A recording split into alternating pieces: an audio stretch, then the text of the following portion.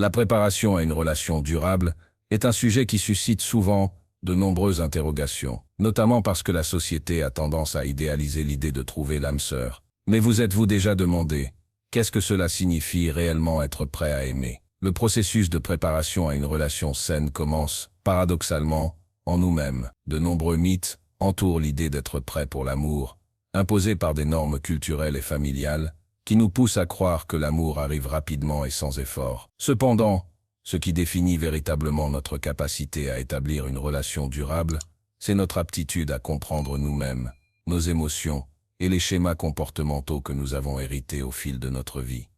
La connaissance de soi est essentielle. La manière dont nous gérons nos blessures passées et comment nous traitons nos expériences antérieures a un impact majeur sur notre ouverture à une relation saine. Si nous ne comprenons pas nos émotions et si nous ne sommes pas en paix avec notre passé, nous risquons de porter des insécurités et des attentes irréalistes qui rendent difficile le développement d'une relation solide. Ainsi, savoir si nous sommes vraiment prêts pour un engagement émotionnel commence avant tout par un regard intérieur. Dans cette vidéo, nous explorons comment la psychologie peut nous aider à identifier si nous sommes prêts pour une relation durable, en remettant en question les idées fausses et en offrant des outils pour renforcer notre chemin vers un amour sain. Avant de pouvoir entrer dans une relation durable, il est primordial de se connaître soi-même. Cette étape est cruciale non seulement pour développer une relation saine avec les autres, mais aussi pour cultiver une relation authentique avec soi-même. La psychologie nous enseigne que nos émotions, nos besoins et nos schémas comportementaux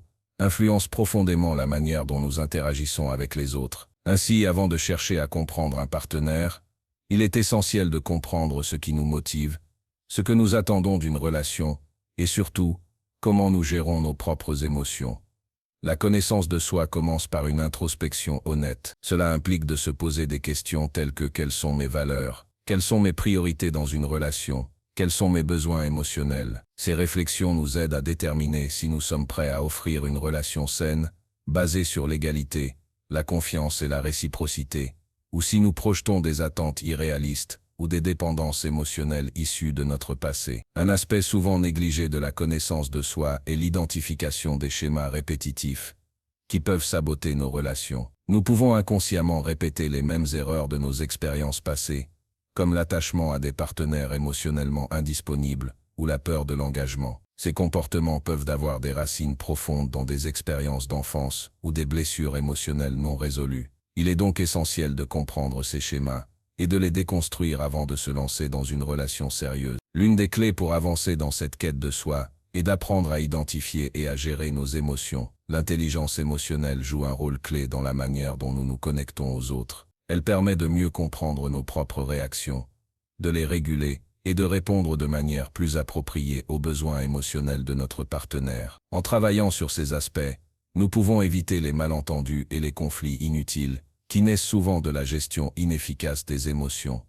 Cela dit, la connaissance de soi ne consiste pas simplement à s'analyser. Elle inclut également le développement de compétences telles que l'autocompassion et l'acceptation de nos imperfections. Nous devons accepter que personne n'est parfait et que la croissance personnelle est un processus continu. Cela crée une base solide pour bâtir une relation où l'amour et le respect mutuel sont au centre.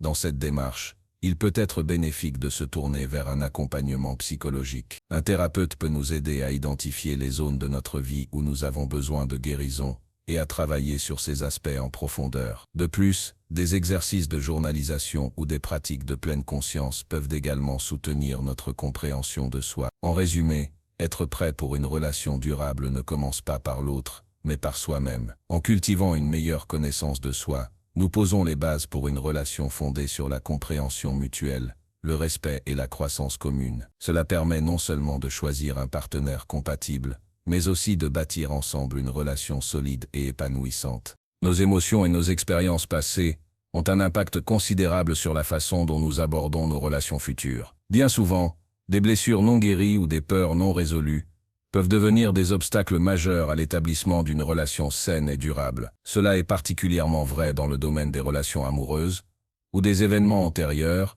tels que des traumatismes émotionnels, des échecs ou des trahisons, peuvent créer des murs invisibles qui nous empêchent de nous ouvrir pleinement à un partenaire. La psychologie nous enseigne que le processus de guérison commence par la reconnaissance de ces blessures et de ces peurs. Il ne s'agit pas seulement de laisser aller les mauvais souvenirs, ou d'oublier le passé, mais plutôt de comprendre comment ces expériences nous ont façonnés, et de les intégrer de manière à ne plus être dirigés par elles. Ce processus de guérison est essentiel, car il permet de se libérer des chaînes émotionnelles qui nous empêchent de nous engager pleinement dans une nouvelle relation.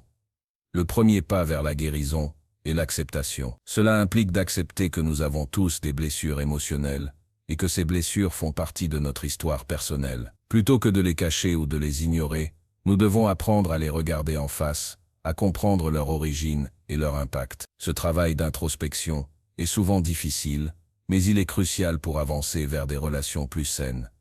Une autre étape importante dans la guérison des blessures du passé est de se libérer des peurs irrationnelles. Beaucoup de personnes ont peur de l'abandon, de la trahison ou du rejet en raison de mauvaises expériences passées. Ces peurs peuvent nuire à la confiance en soi et à la confiance envers les autres. La thérapie cognitivo-comportementale, par exemple, peut être un outil précieux pour aider à déconstruire ces peurs et à reformuler les croyances limitantes qui en découlent. Dans cette démarche, il est aussi important d'apprendre à se pardonner soi-même. Parfois, nous portons des culpabilités et des regrets qui nous empêchent d'avancer. Le pardon n'est pas synonyme d'oubli, mais plutôt d'une libération émotionnelle. En nous pardonnant, nous pouvons réduire l'influence négative de nos erreurs passées et apprendre à nous offrir la possibilité d'évoluer et de changer. Au-delà de l'introspection et de l'acceptation, il est également crucial d'apprendre à instaurer des relations saines basées sur la confiance et l'authenticité. Si nous avons vécu des trahisons ou des déceptions, il peut être difficile de faire confiance à nouveau. Cependant, la confiance est un élément fondamental dans toute relation durable. Cela peut prendre du temps, mais la reconstruction de cette confiance, à la fois en soi-même et envers les autres, est essentielle pour bâtir une relation solide. La guérison ne signifie pas effacer le passé, mais plutôt accepter que le passé fasse partie de notre identité sans qu'il ne définisse notre avenir. En libérant nos blessures émotionnelles, nous créons un espace pour de nouvelles expériences et une ouverture plus grande à l'amour et à la connexion. Enfin, il est important de se rappeler que la guérison est un processus continu. Il ne s'agit pas d'un événement ponctuel, mais d'un cheminement. Ce travail de guérison peut nécessiter du temps, des efforts et parfois du soutien extérieur, mais il est essentiel pour avancer vers une relation épanouissante et durable. Dans le domaine des relations amoureuses, il est essentiel de comprendre que l'amour ne doit pas être motivé par la simple recherche de compagnie ou par la peur de la solitude. Trop souvent, les individus se lancent dans une relation non pas parce qu'ils recherchent véritablement une connexion profonde, mais parce qu'ils ressentent un vide émotionnel qu'ils espèrent combler par l'autre. Cela peut mener à des relations déséquilibrées où l'amour est plus une solution à la solitude qu'un véritable désir de partage et de croissance commune. La psychologie souligne l'importance de comprendre la différence entre l'envie d'être en couple par solitude et l'envie de bâtir une relation sur des bases saines, authentiques et réciproques. Être prêt pour une relation durable signifie être capable de s'engager dans une relation non pas pour combler un vide, mais pour choisir de partager sa vie avec quelqu'un qui ajoute de la valeur à celle-ci. Il est important de poser cette question. Pourquoi est-ce que je cherche une relation? Est-ce pour partager mes rêves, mes valeurs et mes passions avec quelqu'un d'autre? Ou est-ce pour éviter de me confronter à ma propre solitude intérieure? Répondre à cette question avec honnêteté peut apporter des éclairages précieux sur nos propres intentions. Si l'intention sous-jacente est de fuir la solitude, il est essentiel de se demander si cela signifie que nous manquons d'une base solide de bonheur et de bien-être personnel, et comment nous pourrions d'abord nourrir cette base intérieure, avant de chercher un partenaire. L'une des caractéristiques essentielles d'une relation authentique est la capacité de chaque individu à être pleinement lui-même. Lorsque nous sommes nous-mêmes, sans chercher à plaire ou à satisfaire les attentes de l'autre, nous pouvons créer un espace où la relation peut se développer sur des fondations solides et honnêtes. L'authenticité permet non seulement de créer des liens plus profonds, mais aussi de s'épanouir personnellement, sans craindre d'être rejeté pour qui nous sommes vraiment. Ce processus d'authenticité implique également de se connaître et d'accepter ses imperfections. Lorsque nous ne recherchons pas à être parfaits aux yeux de l'autre, mais que nous permettons à l'autre de nous voir dans notre vulnérabilité, nous instaurons un climat de confiance mutuelle. Cela aide à éviter les malentendus et les frustrations qui peuvent surgir lorsqu'on essaie de jouer un rôle ou de répondre à des attentes irréalistes. Une relation durable ne peut se construire que si chaque personne dans la relation est prête à s'engager non seulement avec l'autre, mais aussi avec soi-même. C'est-à-dire que l'on doit être capable de se nourrir émotionnellement de manière indépendante avant d'attendre que l'autre prenne ce rôle. Cela signifie que la recherche de la compagnie d'un autre ne doit pas être motivée par une solitude insupportable, mais par un désir sincère de partager une vie commune et de se soutenir mutuellement dans le parcours de la vie. De plus, dans une relation saine, il est fondamental de maintenir un équilibre entre l'amour de soi et l'amour pour l'autre. L'amour de soi n'est pas un acte égoïste, mais un prérequis pour aimer l'autre d'une manière pleine et saine. En nous aimant nous-mêmes, nous établissons les bases d'une relation respectueuse et épanouissante, où chacun peut s'épanouir tout en grandissant ensemble. Ainsi, il est crucial de s'assurer que nos intentions dans la recherche de l'amour ne sont pas dictées par un désir de fuir la solitude, mais plutôt par la volonté de créer quelque chose de beau et de durable avec une autre personne, en partageant des expériences et des émotions. Une relation saine et durable commence toujours par une volonté de grandir ensemble, plutôt que par un besoin de combler des vides intérieurs. L'une des clés essentielles pour bâtir une relation durable et épanouissante réside dans la communication émotionnelle. Trop souvent, dans les relations, les individus se retrouvent confrontés à des malentendus ou à des conflits non résolus, simplement parce qu'ils ne savent pas comment exprimer leurs émotions de manière saine et constructive. La psychologie nous enseigne que la communication n'est pas seulement une question de mots, mais aussi de manière dont nous exprimons nos besoins, nos désirs et nos ressentis intérieurs. La première étape,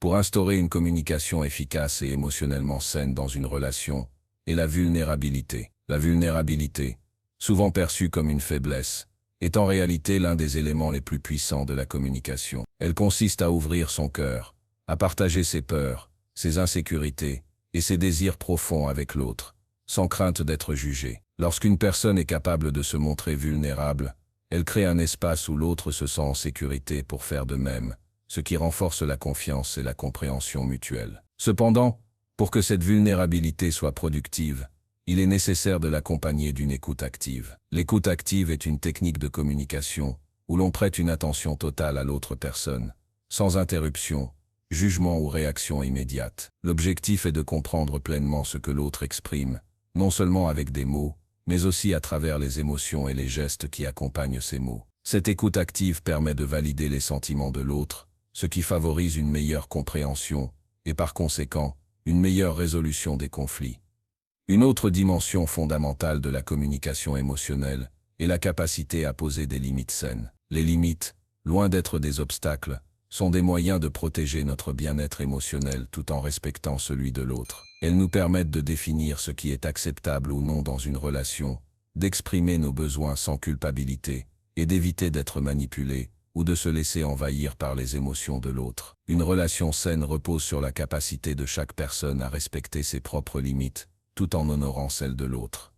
Les limites saines ne signifient pas une absence de compromis, mais un respect mutuel. Il est essentiel de comprendre que poser une limite n'est pas un acte égoïste, mais un acte de respect envers soi-même et envers l'autre. Cela permet à chacun de se sentir respecté dans ses besoins et ses émotions. Par exemple, il peut être nécessaire de poser des limites lorsqu'une conversation devient trop émotionnelle ou lorsque l'on se sent envahi par les besoins de l'autre. Ces limites permettent à chacun de conserver son espace personnel, tout en continuant à être présent dans la relation. En parallèle de l'écoute active et des limites saines, il est crucial d'apprendre à exprimer les émotions sans agressivité. Parfois, la manière dont nous exprimons nos émotions peut nuire à la relation. L'utilisation de phrases accusatrices, telles que « tu ne m'écoutes jamais » ou « tu ne te soucies pas de moi », peut mener à une confrontation et à des sentiments de rejet. Il est préférable d'utiliser des phrases en jeu, comme « je me sens négligé quand », ce qui permet de mieux exprimer ses émotions sans mettre l'autre sur la défensive.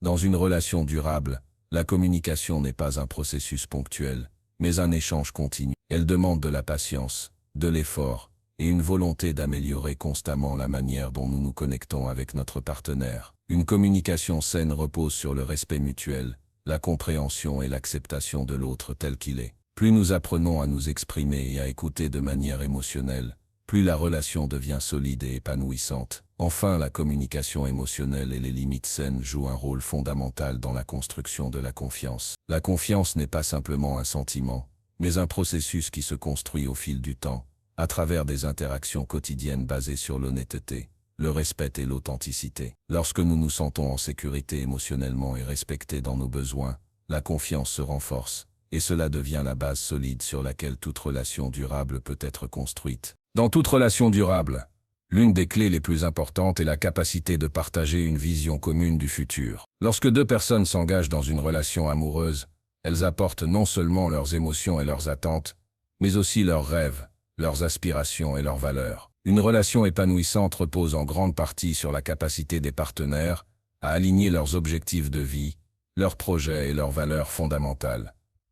La psychologie nous enseigne que l'alignement des valeurs est essentiel pour établir une relation stable. Ce n'est pas seulement une question de compatibilité superficielle, mais de trouver une base commune qui permet à la relation de se développer de manière harmonieuse. Cela implique de discuter de sujets tels que les priorités de vie, les objectifs professionnels, les désirs en matière de famille, et même les valeurs philosophiques ou spirituelles. Par exemple, si l'un des partenaires désire fonder une famille, et l'autre préfère se concentrer sur sa carrière professionnelle, cette différence fondamentale peut entraîner des tensions à long terme si elle n'est pas abordée de manière ouverte et honnête. Il est également crucial de prendre en compte l'importance du compromis dans cette démarche. Avoir une vision partagée du futur ne signifie pas que tous les aspects de la vie doivent être parfaitement alignés. Il y a des moments où chacun doit faire des compromis pour que la relation puisse avancer, mais ces compromis doivent être faits de manière consciente et respectueuse, sans que l'un des partenaires ne se sente sacrifié. Il est important que chaque individu dans la relation ait l'opportunité de poursuivre ses propres objectifs,